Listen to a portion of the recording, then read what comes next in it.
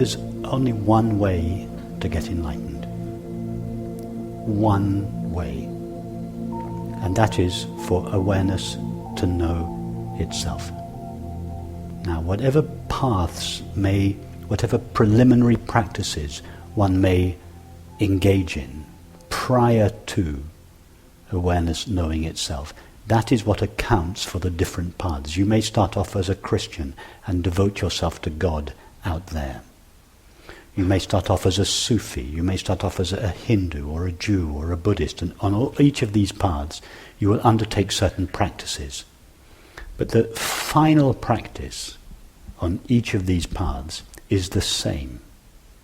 Being aware of being aware, because only awareness is aware. Awareness cannot be known by a Buddhist mind or a Christian mind or a Jewish mind or a Hindu mind or an atheist mind. It is awareness that knows awareness. Enlightenment is awareness's recognition of itself. It is always the same experience, whether you're a Christian, a Jew, an atheist, a Sufi, a Buddhist. It makes no difference. Enlightenment has nothing to do with whether you're a Buddhist or a Christian or a Jew or an atheist. Enlightenment is awareness's knowledge of itself.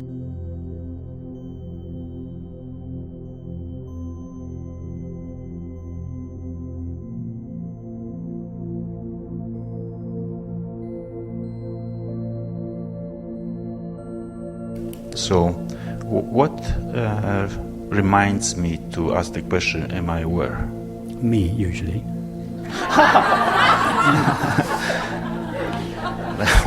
But when you are not around, there is the question is there. I do believe that when we talk about grace, the grace was there for me to get interested in the whole topic. Of course, grace is let me give you an analogy that I often use. Visualize a rubber ball, which is in a state of equilibrium. Yeah, it's at rest. Yeah. Now, you compress the rubber ball.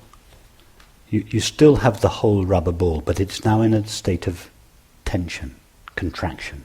Yeah. So as soon as you compress the rubber ball, there is a force which is always trying to return the contracted ball to its natural state of equilibrium. Now, the ball, the football in a natural state of equilibrium is consciousness. The finite mind or the separate self is a contracted form of consciousness. So as soon as consciousness assumes the form of a finite mind or a separate self, there is this state of tension, this feeling, I want to go back to the state of equilibrium, and that is felt by the separate self as the longing for happiness. Now the separate self feels, I long for happiness and I make efforts to go back there. Now, but what is it that's like the contracted ball thinking, I long for relaxation, equilibrium, and I'm going to undertake a journey to go back there. But it's not. The contracted ball does nothing. It is pulled back into its original condition by the equilibrium that exists in its natural condition. And if anything apart from that equilibrium is present, then the equilibrium will exert a force that tries to restore the equilibrium. So it's the same. The separate self feels, I long for happiness and I'm going to make efforts and I'm going to pray or practice self-inquiry or do whatever I do. That's how it seems to be from the point of view of the separate self. In fact, it is always infinite consciousness that does everything. It is not us that goes towards God, it is God that is reeling us in. That is grace, the pull from infinite consciousness on the finite mind. The force that is exerted on the finite mind by infinite consciousness when consciousness contracts itself into a finite mind. Grace is the pull of infinite consciousness on the finite mind in order to return to its natural state of equilibrium. It's all grace, even when we think we're making efforts to practice self-inquiry or understand our true nature. Even then, it's not really us as a finite mind that is doing it. We are being reeled in by infinite consciousness. The reeling in is a natural, once something has been compressed, there is this inevitable force always acting on the compressed ball, seeking to return it to its state of equilibrium. So as soon as a finite mind has contracted within infinite consciousness, there is always a pull on that finite mind, seeking to return it to its natural state of equilibrium. And that pull is felt by the finite mind as the longing for happiness. Happiness is the memory of our true nature. Our longing for happiness is our memory of our true nature. It is the desire to go back to our true nature. But we as separate selves don't really have that desire. So what is desire for the separate self is in fact grace from the point of view of consciousness or God. And in the end it's all grace. We are being reeled in, we are not doing anything. But we feel as separate selves that we are doing something. And that's fine. As long as we feel that we are separate selves, we should do whatever we feel we need to do.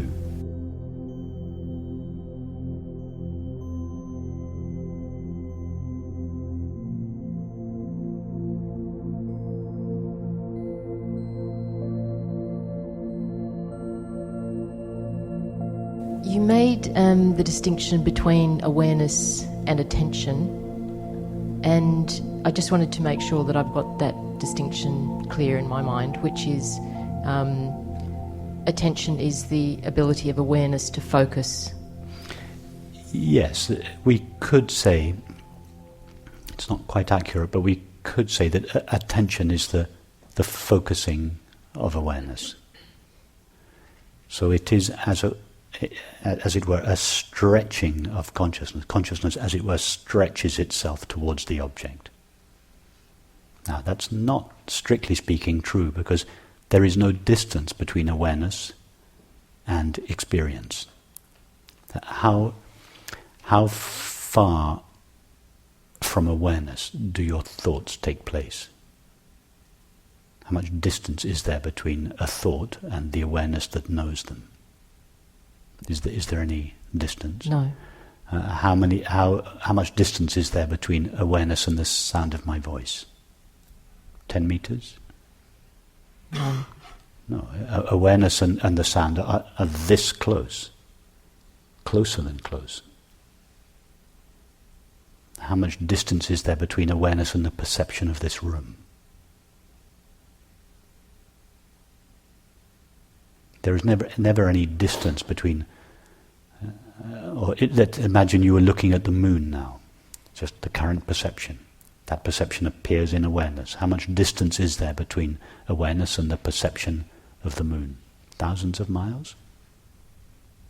But the ability to direct my attention, the attention to the moon. Well, so what I'm now slightly refining my previous statement that attention was the stretching of awareness towards an object, as if awareness were here and the object were there. That's partially true. It's a halfway stage.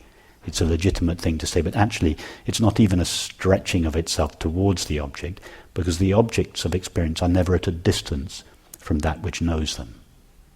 There is no distance between awareness and a thought, or a feeling, or a sensation, or a perception. So it's not really a stretching. It is more that the thought comes to the center of awareness, as it were, and all the other experiences go to the periphery.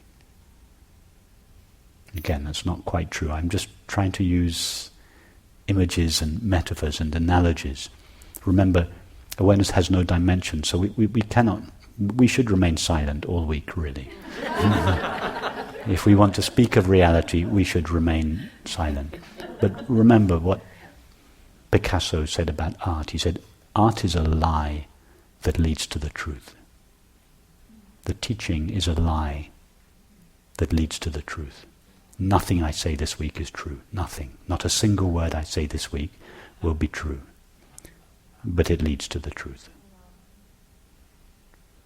So with these definitions, what is attention? I make a statement which is a concession to the way we normally think. It's just a small step from the way we normally think to my first definition. But then when we're comfortable with my first definition, I will then undermine it and say, no, it's not really like that, it's like this, and we'll take a second step.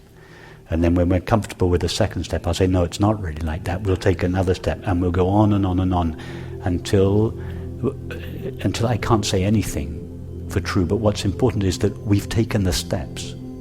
We've gone there ourselves.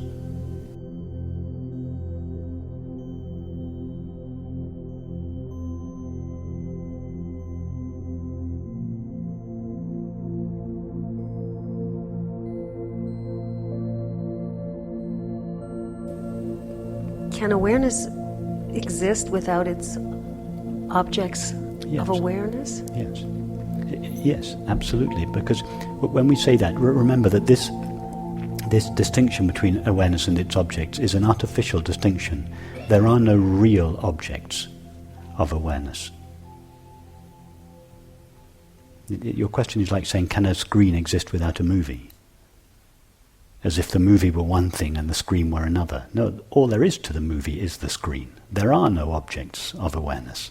To begin with, like I said this morning, we separate awareness out from the objects of experience in order to establish the presence, the primacy and the nature of awareness. Then we abide as awareness. But then in the third step we collapse the apparent distinction and we see that all there is to an object of awareness is the knowing of it.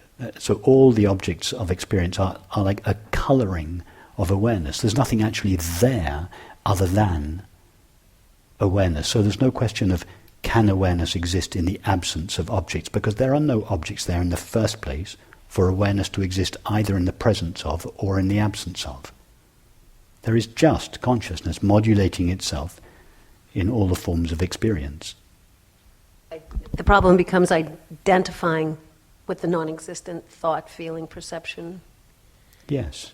Yes. And attaching to it. Yeah, the problem is, first of all, abstracting objects and selves from this infinite, indivisible field of consciousness, and then, having abstracted them, considering that they have more reality than consciousness, and eventually forgetting about consciousness altogether, and thinking all there are objects. And so is abiding in consciousness constantly reminding yourself it exists? Do you know, like moment to moment, off the cushion? To begin with, for a mind who is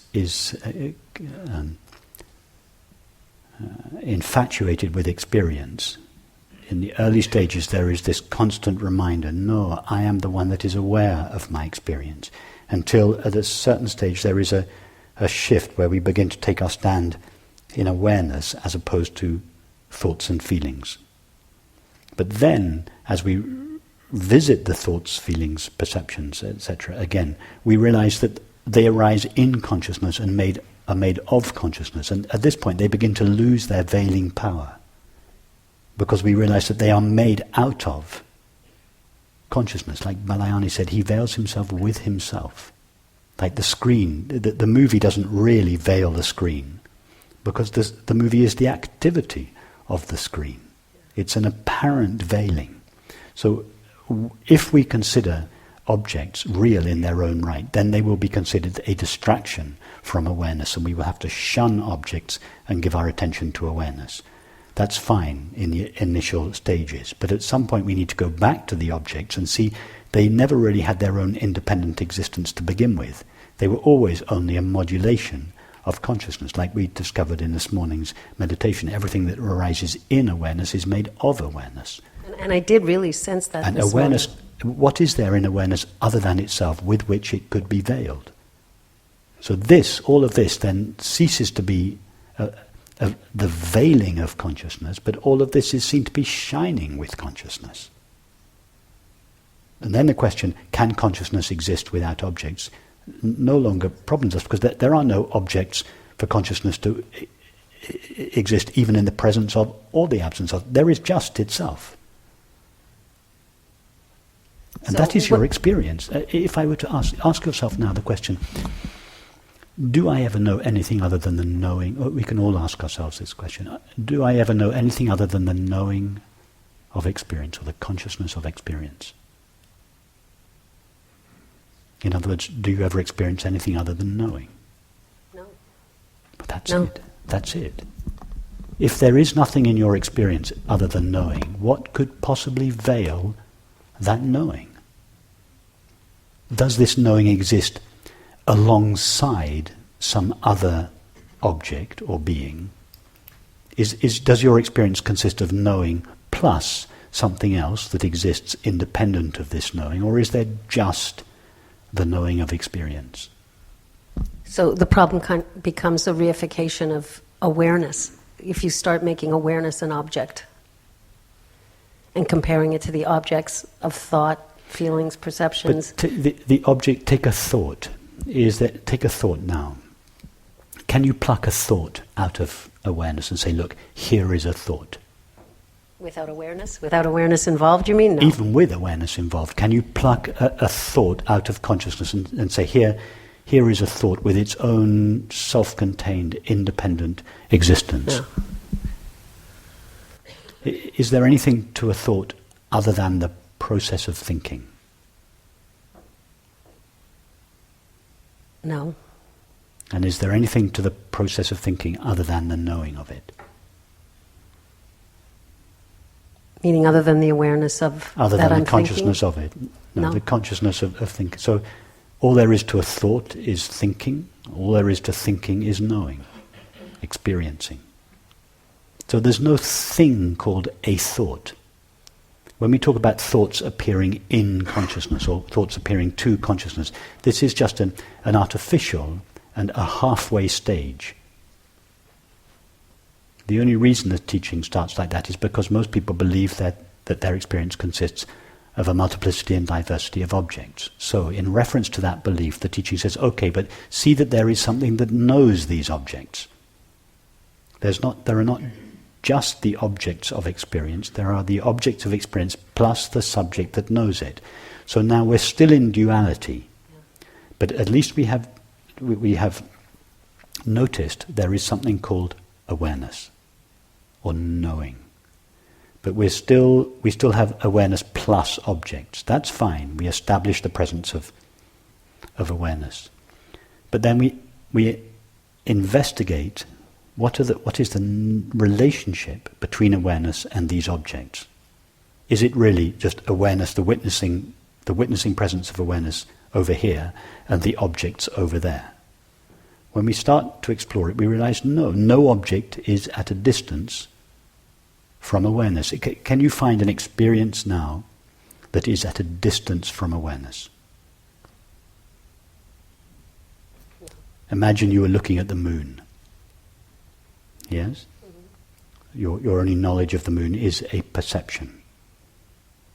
How much distance is there between a perception and awareness? None. There's none at all. So now we're beginning to collapse. It's not that awareness is the observer, the witness over here, and the objects are over there. We're beginning to collapse this apparent distance. There is never any distance between awareness and experience. So there are no objects without awareness. I always sort of started this with saying there's no awareness without objects, but there are no objects of awareness without awareness, and so they are inside awareness. They are contained within. So to begin with, again, so we're taking one step closer. We say yes, all the objects of experience are within awareness. That's where we were halfway through the meditation this morning. Everything appears in awareness. Your thoughts appear in awareness. Yes? Yeah. The sound of my voice appears in awareness. The sight of this room appears in awareness. So here we've got objects not just appearing to awareness, but appearing in awareness. But now, what is the stuff out of which the objects which appear in awareness, which is awareness, made? Yeah. It's like asking, what are the clouds made of? They're obviously made of the sky, the stuff they appear in. What is the movie made of? The screen, the stuff that appears on. What are the words of a novel made of? The white paper on which they appear. What is the stuff that experiences are made of? The awareness in which they arise, because there is nothing in awareness other than awareness with which the objects of experience could be made. In other words, there are no real objects in awareness. Objects are simply a colouring of awareness, a movement of awareness, the activity of awareness. There are no objects, there is just awareness and its own activity. So then there's no question of can awareness exist in the absence of objects. Awareness doesn't even exist in the presence of objects. There are no objects.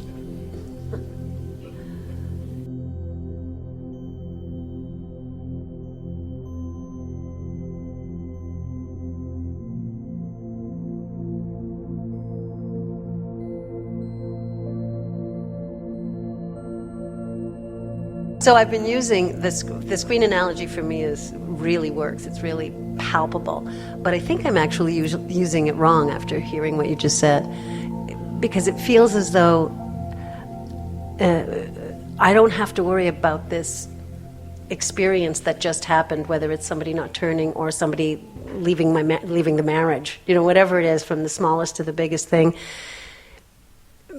Because I will continue to be awareness Yes. Once you know, I am the aware screen of awareness. Remember, this is not a TV that is being watched by someone sitting on a sofa.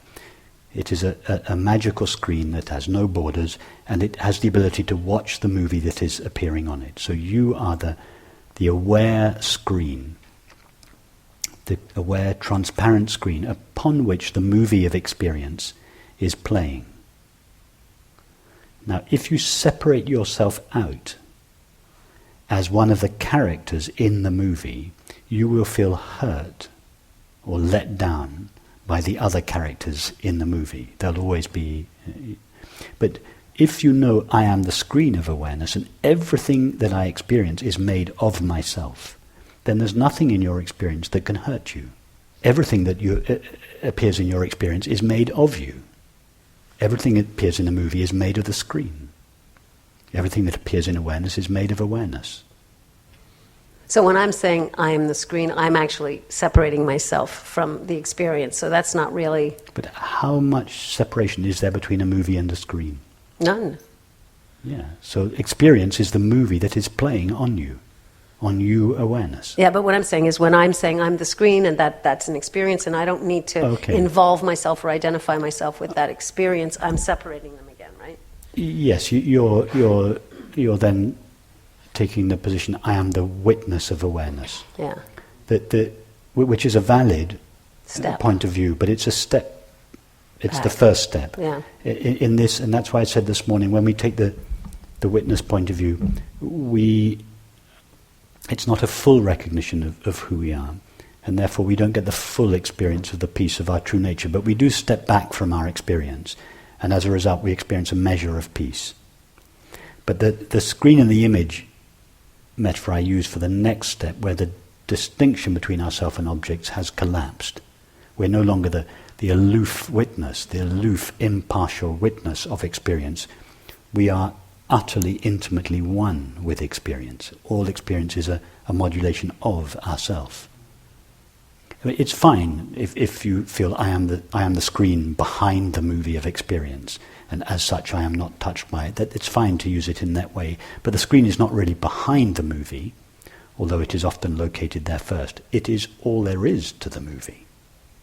It's not behind the movie because there is no movie present for it to be behind.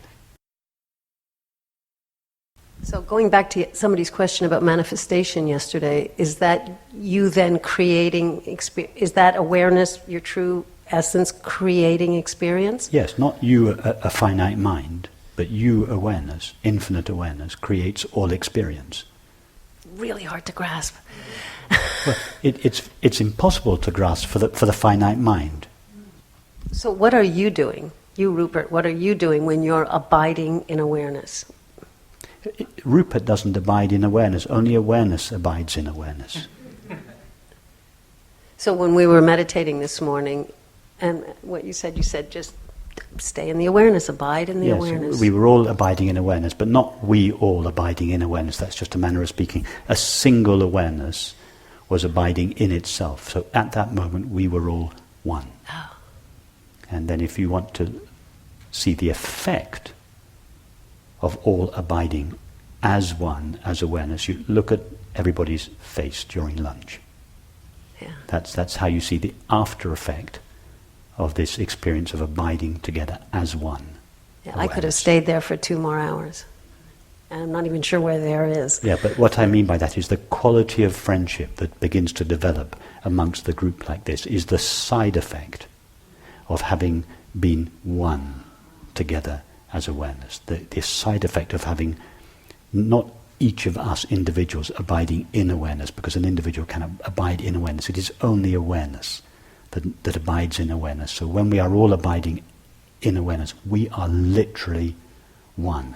Love is the common name for being one, and it then expresses itself in a certain quality of friendship, a certain quality of intimate, impersonal friendship, which is characteristic of these retreats. Yeah, and even just going for a walk and appreciating the trees and the flowers. Absolutely. And the You light appreciate and the the trees. wind. You no longer feel that you're locked up in your body. You feel one with your environment. You express it by saying you appreciate the trees. You're no longer defended. Again, you feel one with your environment. That's called. And so is that the meaning of non-dualism? Non-dualism means the collapse of the distinction between the subject and the object. The collapse of the distinction between the screen and the movie. Yes, so and that's what love is. Love and beauty are the common names for non-duality. When we feel love, we feel the absence of separation, the absence of otherness. When you're going for a walk and you appreciate the trees, you feel a collapse of the distinction between yourself and nature. We call it beauty. We say, I had a beautiful walk. We say the trees are beautiful. No, the trees are not beautiful. It is awareness that is beautiful. But in that moment, the distinction between you and the trees collapse, and our true nature shines as a result.